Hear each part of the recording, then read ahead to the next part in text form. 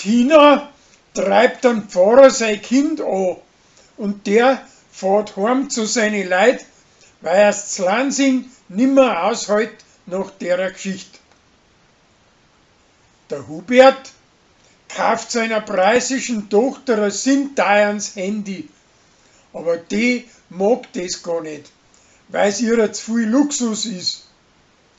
Drum gibt er's wieder zurück und kauft ihr ein neues. Der Wickerl schlägt wieder zu Lansing auf, weil er ein Bücher schreiben möchte mit Lansinger Geschichteln.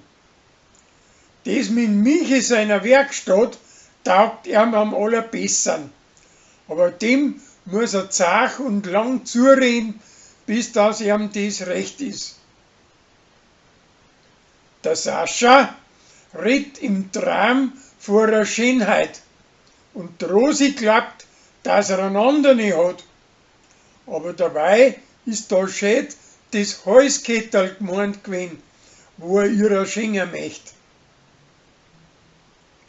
Der Philipp fängt ein Watschen vor einem Weibsbild, weil er einen Henkel vor einer Bierdosen in die Finger hält und nicht weiß, dass das "Ich will die stopfen" bedeutet. Kathi und der Sevi machen heimlich mit einem anderen Ausdruck aus, den wo eins sagt, bald bei einem Horgarten früher heimgehen möchte. Das geht aber allweil schief.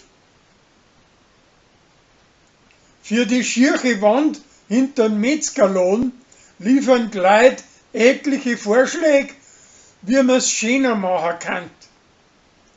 An Sascha der sein gefällt die mehreren Leuten am besten, aber die Rosi möchte ihm nicht gern annehmen, damit das nicht heißt, sie tat von Amts wegen ihren Gespuse einen Auftrag zuschanzen.